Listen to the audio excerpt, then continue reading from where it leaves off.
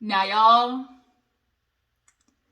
the more and more I watch Love and Marriage Huntsville, which we're about to get into, that's the review for today. I know it's behind, but I just had to come and talk to you about it because I really feel I've already, given my condolences to Tisha and her life and what she could have been and should have been and, coulda, shoulda, wouldas and all these things for Tisha that you could foresee that she had the potential to be. I've already, dealt with that.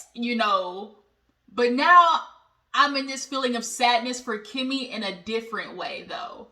Like watching Maurice joke the way he does about what Kimmy's concerns are, about what her, grievances are in the marriage, and to just see her literally just be quiet. Anytime he speaks, Kimmy does this thing where she just like, listen, she's just like, as if she has decided, well, this is who I'm with, like, this is who I married. And it's really sad because you see the exhaustion on her face with it. And the way he just so frequently jokes about it as if he understands I'm not changing a goddamn thing. And he can joke about it because it doesn't affect him by any means of the word, by any stretch of the word. It don't affect him none. And he's okay with the emotional turmoil that it bestows upon Kimmy. It's just sad. It's annoying. I get pissed off thinking about it. It's just niggas. Like, that's literally the only word I can think of. Just niggas. Like, I can't. So let's go ahead and get into Love and Marriage Huntsville, you guys. If you're new to my channel, appreciate you for tuning in. Go ahead and hit that subscribe button. Hit the thumbs up. Make sure you drop in the comments. Let me know that you stopped by. And tell me what you feel about Love and Hip Hop, okay? How you feel about the couples. So let's go ahead and get into it. Okay, so we pick up where we left off, which is Kimmy Maurice talking to Dr. Francis. What I am a big person of is I pay attention to like the little, the nonverbal communication, the looks, the head tilts. Like I pay attention to everything. And from what you can see with Dr. Francis is he don't buy none of the shit these Scott brothers are saying or doing. He talked about it when they left. But nonetheless, he's explaining to Maurice, look, like, you're going about it as if it's just, hey, I want to have sex with you for my, means to an end, essentially. All right, son, a little bright there. Bring it down. Got me over here looking like Michael Jackson. But nonetheless, Kimmy views it as like, okay, yeah, we can have sex, but there's still things to be done after. And I'm with a man who literally feels like, well, that's what a woman's supposed to do. But you're in a household full of men watching a woman do the work. Where they do that at? That literally defeats the whole purpose of you existing, because you're supposed to look at a woman doing these things and say, oh, I got that for you, ma'am. Oh, I see you struggling. Let me help you lift that. Let me put that away for you. That's literally what men's whole, purpose of protecting and providing. That's what y'all keep selling women on. That's what y'all sell them, on the marriage with, because, oh, I'm going to be a partner to you. I'm going to help you out. I'm going to be beside you when you need the shit done. But then when you actually get in the marriage or in the relationship, you end up being the mule, the workhorse. The woman's taking care of the household. She's taking care of the kids. Literally the two very most entities in which a couple has created together or shared. And so Kimmy's feeling like, well, damn, I don't even want to have sex with you, because it's like, first of all, one, you don't deserve it. Two, how dare I give you something and not get nothing in return? You get to lay down, take your little nap and watch football, but I got to go downstairs, do the laundry, meal prep for the week, get stuff ready for work. I'm sure iron your fucking clothes, and you just, sit back like this in the bed and feel like, oh, she got it handled. And you can tell Kimmy is just to a point of exhaustion with it. But also, unfortunately, you can see there's a little bit of acceptance of who he is. And it's like, I guess in one instance, like, it honestly is that. It's like, if a nigga's not going to change, you have to make a decision. Well, are you going to accept him for who he is and deal with it? Or, move on. And you can tell Kimmy's no longer putting up a fight. And it's really sad because he's joking in the confessional. Oh, it's just, it's not just about the sleep after or, their climax or the fact that you can do it again. joking. And once again, Kimmy this season, you can watch her confessionals. Anytime Maurice is speaking, she does the same thing. She just sits there and look. Like, she's disgusted with him. Like, she's genuinely disgusted with him.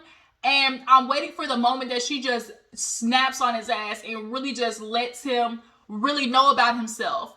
But until then, Kimmy's taking the, the silence is, silence is golden approach. But that in essence is allowing him to feel like what he's doing is okay. And that he doesn't have to change anything. So, he wants to make it sound good. Oh, I want to view it more holistically. It's more about a shared experience. Because when a man comes to a woman, when he wants some at the end of the night, he's not thinking about her getting her rocks off. He just making sure he get to bust his nut. He just a squirrel trying to get a nut at that moment. So a man at the end of the day, after he done watched you cook, bathe the kids, get them ready for bed, help them with homework, clean the house, you lay down thinking that you about to get, some sleep in or a nice little nap or, get your little rest. But here he is tapping you on the shoulder, looking at you like, what time it is. No, it's not that time. Kiss my ass. No, it's not happening.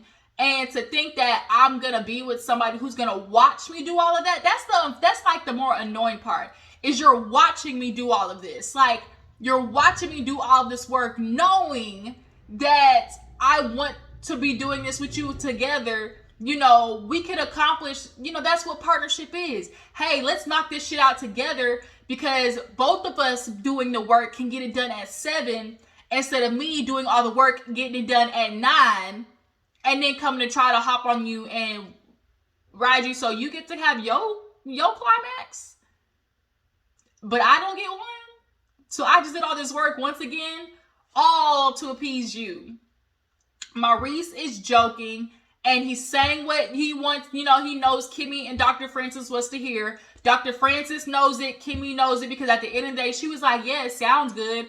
Even with premarital counseling. And when she said premarital counseling, I was like, Kimmy, this was before you, you no ma'am. Not on duty. Not on duty. Premarital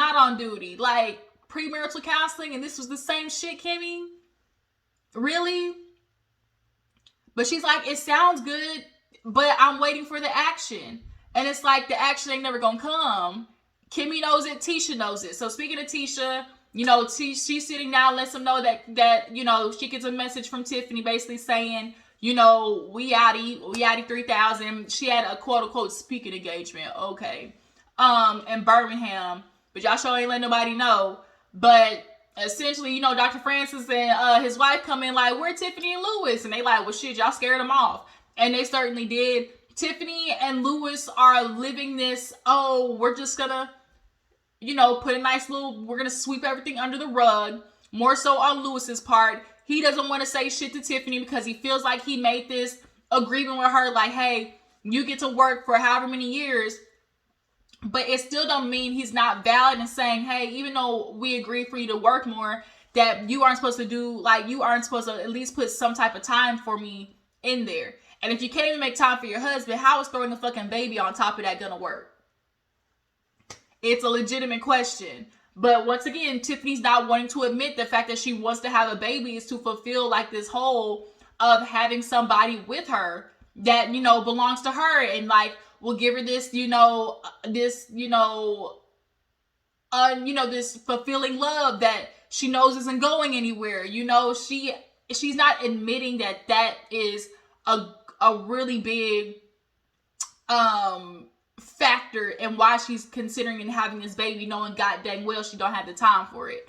But yeah, so the couples, they sit down. Dr. Francis is like, tell me what you thought about the trip. Everybody's saying, oh, this was wonderful. Of course, I was, hesitant at first. Of course, the Scott brothers, they despise therapy. They don't like it. Of course, no narcissist likes therapy because then they have to sit there and reflect on how their fuck shit messes up other people and how they're only benefiting themselves and how it messes with other people. They don't want to hear that. Okay. The Scott brothers, even though they are very much there's alike and different, like the DNA of them with the patriarchal bullshit is the same. They go about it in a different way. See, before, Maurice was really good at hiding it. But this season, the mask is gone, Maurice. The mask is gone. We've been paying attention to your brother for the goddamn year and a half that we low-key, like, you were a blind spot to us. But now that, this Atlanta trip showed that you was lying and you showed your ass and you showed your cards, oh yeah, we see you. We see you, Maurice, and we see you, Marceau. We've been seeing Marceau, but Maurice, we on that ass. So yeah, they, of course, he's talking about, oh yeah, I just really appreciate you giving us your time and you being receptive. And it's like, it's not about them being receptive. Shit, it's about you. Like, you see that thought process? And so the wife, she threw back on him. Did you learn any tips or, tricks that you would, want to take back with you? And they were like, yeah, of course, yeah. It's like, shut your ass up with your lying ass. So they're getting up to leave and, of course, hugging. And Dr. Francis's wife kind of pulls Tisha to the side and was like, this was very telling to me. When she was like, hey, I just want to say, like, you remind me a lot of myself, you putting everybody before you, working, make sure you set your own goals. Make sure you have time for yourself because yeah, you're, giving everything to the family, but if you don't got nothing for yourself, like, you're really pouring from an empty cup. And a lot of times that's what's happening with women, pouring from an empty fucking cup, because a lot of times they're giving, and they're not necessarily requiring the same from their spouse to give back to them because he feels like, what emotional, mental support do you need from me? A lot of men just feel like it's financial. Like, that's all my part is, financial. But it's not. Like, you're not helping in any other aspects of the woman's life, which is why a lot of women say, like, what the fuck do I need you for? Because if you're only providing a financial quote unquote security, I can do that on my own. Like, why would I put myself through all this stress of either dealing with a nigga who's cheating on me, making babies on me, staying out to 3 o'clock in the morning, being mentally, emotionally abusive? Like, why would I put up with that if all it means is I just need to go make more money? I'll go make me the more fucking money, But watching her tell Tisha, that's very telling. She's clearly sitting back and watching something displayed, with Marceau and Tisha that she sees is very detrimental to her. And watching Marceau, I was peeping Marceau because he was ear hustling. I saw it on his face. He was ear hustling. And it's like, I really wonder, like, how he's going to combat that on the way home, on their drive home. Dr. Francis called everybody out, like, yeah, y'all were here, but I really feel like y'all really were only trying to, like, stay on surface level, shit. Y'all really weren't trying to tell the truth because, in essence, a lot of the hard truths that need to be said in relationship aren't said because it's like, now we got to deal with the blowback from that, the fallout from that, because somebody's going to get their fucking feelings hurt and somebody's going to be mad. And so the real true tea, honestly, that needs to come from Tisha, as in, like Dr. Prince said, actual trust in the relationship between them, they don't have at all. And the fact that he could see it that fast, like, it's very telling. Very telling. So we get back, of course, we have a scene with, who is that? Destiny, Kimmy, Tisha, they all go out shopping. Basically, they fill her in on the little couples trip. This piece of hair on my tongue. Okay, there we go. Sorry, sometimes you randomly get shit on your tongue. But yeah, so they basically fill, Destiny in on the shit that happened in the couples trip. They're like, well, you need to come next time. And then she was like, why ain't get no invite? Because bitch, you ain't got no man. And every time you got a man, you always try to keep him under wraps, And so they tell her how it went. And then Kimmy, she got all her mess. Kimmy, she done became the little telephone person, this past season. So she's basically telling, Destiny about Melneka and what Melody told her about how she, used to work the wedding, but forewarned her that Martell ain't shit, ain't been shit, never will be shit. And, Destiny's hearing it, and, she gonna run back and run and tell it on the mountain to Martell. But, Kimmy's doing her job. I got to collect this check. So I got to be messy boots. So yeah, she tells Destiny, of course, Destiny was like, I've known Melneka since high school, I can't really see it. She's like, if that happened back then that's what we need to say. But like, oh God, do I really think that happened? Like, I hope that didn't happen. I think it happened. I definitely think it happened. But y'all drop down in the comments. Do y'all think Melneka and Martell, did the horizontal salsa? Did she, let him fuck for a buck? Do something strange for a piece of change? Because I think she did. I absolutely think Melneka was a girl back then that hung out with or Martell kept her around because he knew she liked him. She did his work for him. That's how he got away with shit. He's like, I was able to charm my way through school. And so he used to have bitches doing his work because he was stupid. And he charmed his way with girls that he knew kind of were into him. And I think that happened with Melneka before she got the surgery. She clearly got tightened up, sucked out.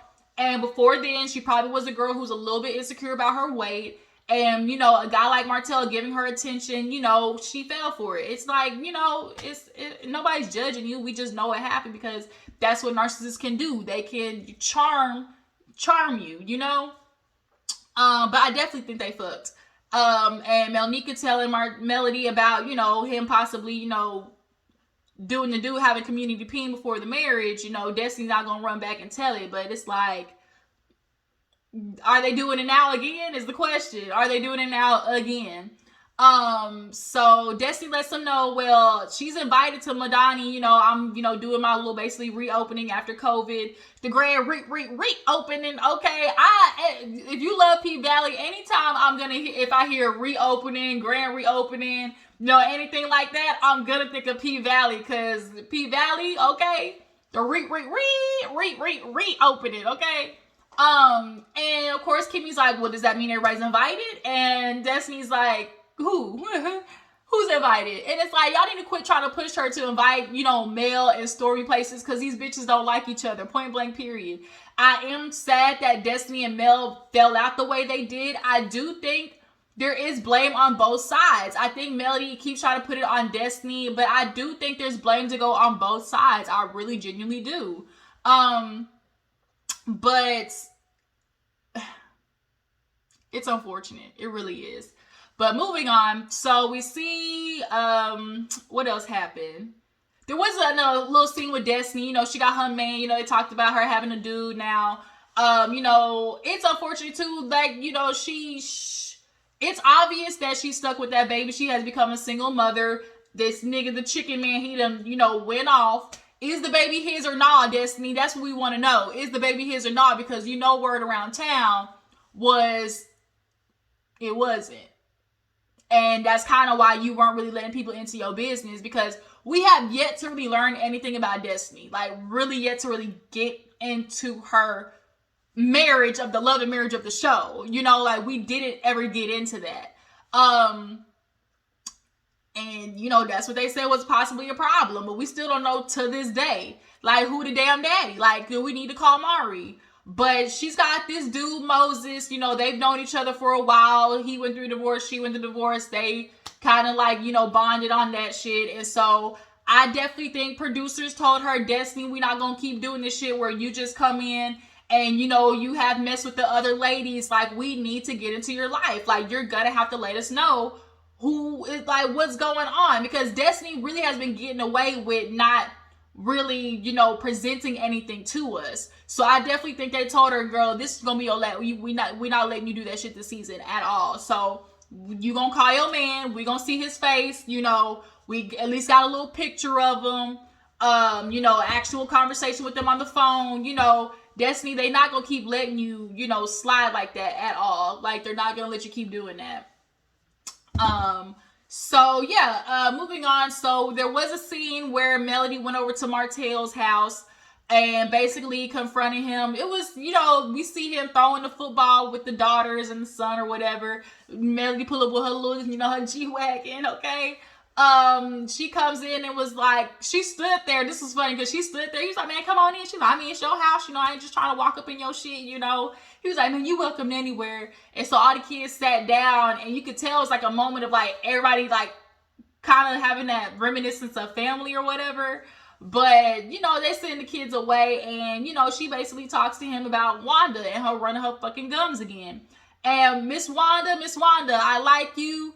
I have a love-hate relationship with Wanda because it's like, she funny. She say some slick shit, you know, wrong as two left shoes, Marceau. You was wrong as two left shoes.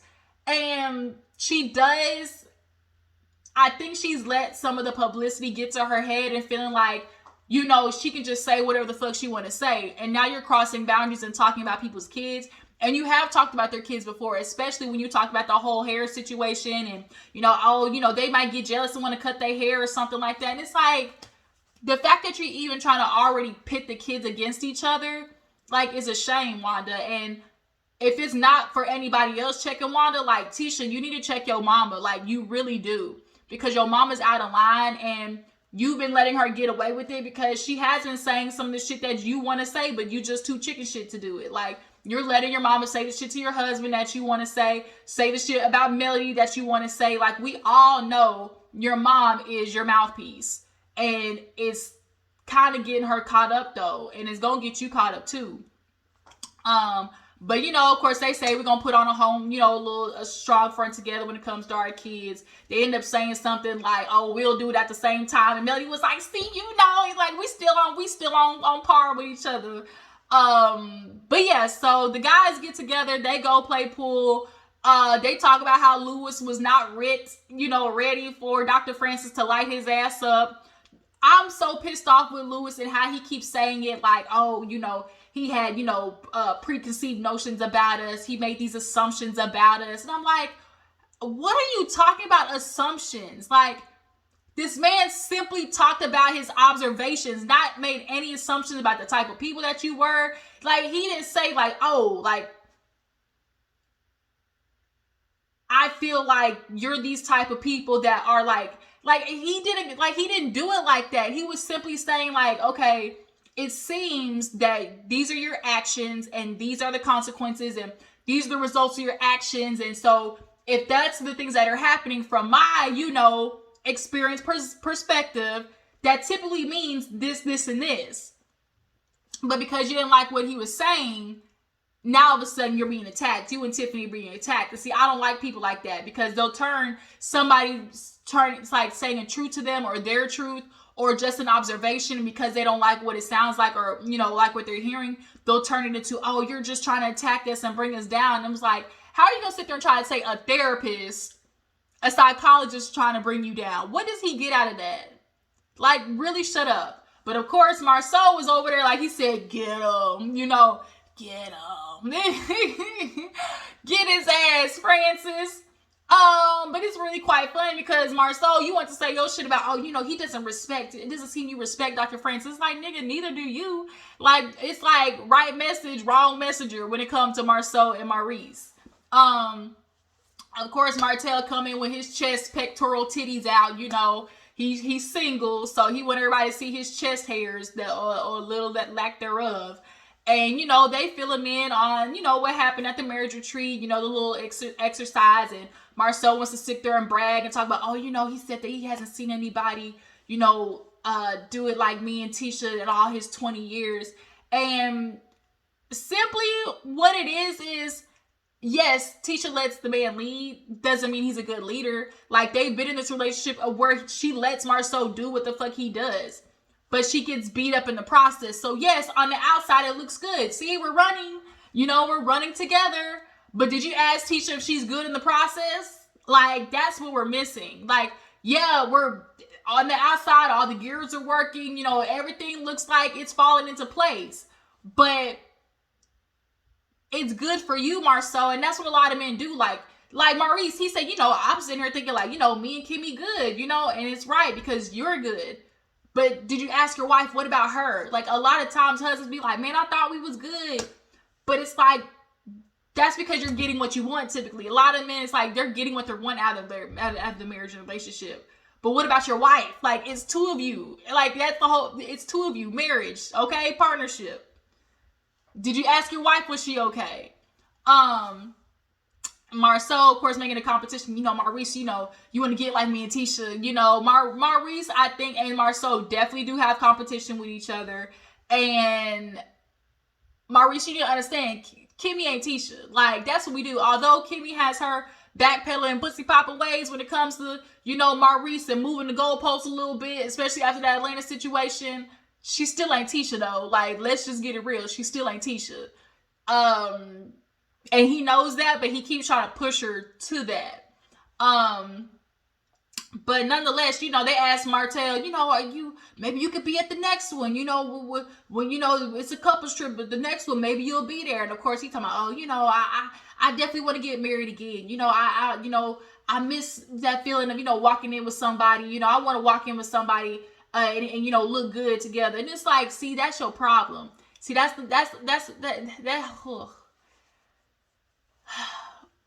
a huge problem with narcissists. Is like, it's all about the picture, what it looked like. It looked good to walk in with somebody, you know, on your side, on your arm, right? It looked good to be that way. But in all actuality, like, getting married again, you keep talking about, oh, I definitely would value it differently this time. No, the fuck you won't, because you ain't take your ass to court appointed. I repeat, court appointed therapy. As in, the judge just said, hey, take your ass to go speak to somebody, and you still ain't done it. A man who refuses to acknowledge where he can improve, do better, and try to better himself is not a man that you follow. Point blank, period. Maurice, Marceau, Martell, Big Louis too.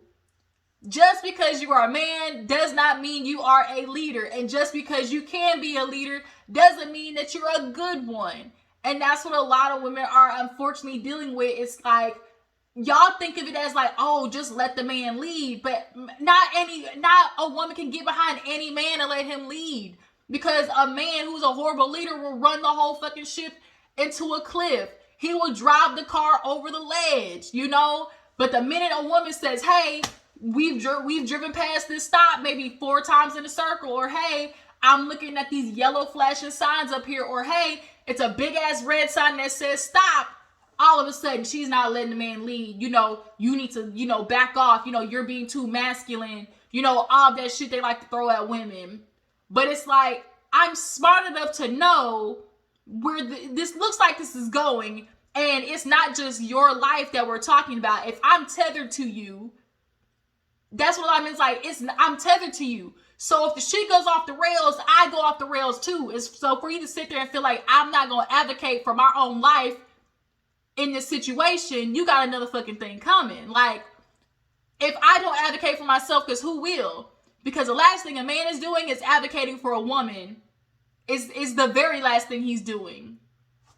You got to find you a man who genuinely wants to advocate for a woman and sees her as valuable and respects her.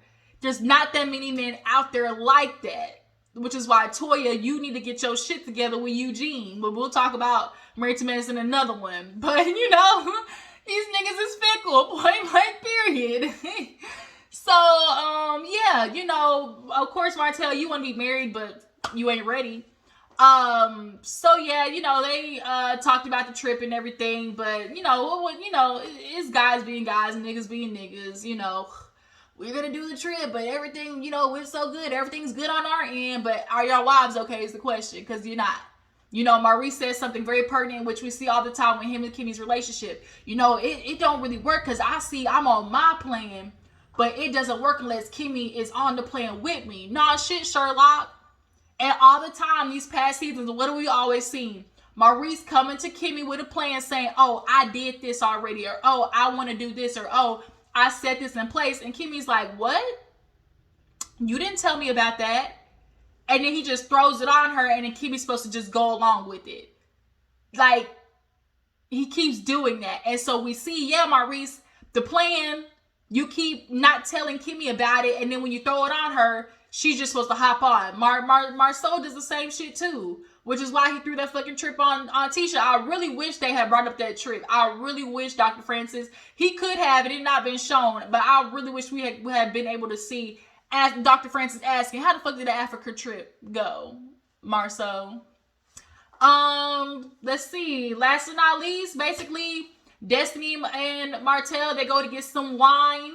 Or see if his wine can go in the ladies' store. She liked it, loved it with his little velvet suit on. Destiny comes in, tries to spill the tea about what Melody said. Martell didn't bite. And you know why Martell didn't bite? Because he's finally on good terms with Melody, because she invited him to Destin. They go on their family trip. And at that time, y'all remember, we saw them going on the family trip. And so I think at that time, Martell was like, we good. I'm not going to try to fuck it up. So yeah, Destiny, you coming to me with this mess, but I'm not going to go into it. And you can tell Destiny a little bit was thrown off and probably a little bit pissed off, because that's the reason why Martell and Melody and Destiny are really friends with each other, is because they're on the I hate Mel train. So as long as Martell is good with Melody, Destiny's on the outs. Like, there's no space for her with Martell. But it never lasts for long, Martell and Melody being good. But, she's explaining to him, she's bringing up Melneka, saying that y'all fucked. His reaction lets me know they did. Like, it's giving, yeah, we fucked. It's just, I'm telling you, y'all drop down in the comments. Do y'all think these two fucked or not? But, with Martell being invited on that family trip, he knows I'm trying not to fuck this up. Now, after the trip, when I'm sure he probably tried to get some, I'm sure he was all reminiscing, oh, this is family, I'm sure he probably knocked on her door at the end of the night thinking he was going to come in. Can I use your telephone? Well, can I use the bathroom? Can I bother you for a glass of water? No. Like Joanna Man said, no, you can't get inside my house. You can't get inside of me. Joanna Man's a classic, y'all. Get your ass on, Smokey. Okay? Get your ass on, Smokey. No, Martell, you couldn't hit it. And he got upset. He got back from the trip. And then he started on with that bullshit. So, yeah, he said, he ain't gonna fall into it. And Destiny's like, oh, you're growing up. I'm proud of you. She was mad, y'all. She was mad. But yeah, y'all, that was Love and Marriage Huntsville. Y'all tell me what you feel about the episode. How do you guys feel about Lewis and Tiffany leaving the trip? Him trying to say, oh, we did get one thing. We learned to stand up for each other when we get attacked. What do you guys feel about Marsau and Maurice? Do you feel like these two are ever capable of change? Do you feel like Kimmy will ever leave Maurice? Should, she get pushed to the brink? Tisha, is she ever going to get Marsau? Like, I just can't with these niggas. Like, I literally burn up when I watch them. Like, they literally make me just got to go outside and inhale and exhale the bullshit, because niggas like them who think they're smarter than everybody, who find it a joke to laugh in people's face about what their issues are with them, they joke and charm their way out of the shit, and it's annoying as hell. But yeah, you guys, Love Marriage Huntsville. We will be back next week, because Mel, as she showed to Destiny Madani, is gonna start the bullshit that we saw. And yeah, I appreciate y'all for tuning in. Make sure to follow my Instagram and Twitter, and I'm gonna catch y'all guys in the next one. Bye.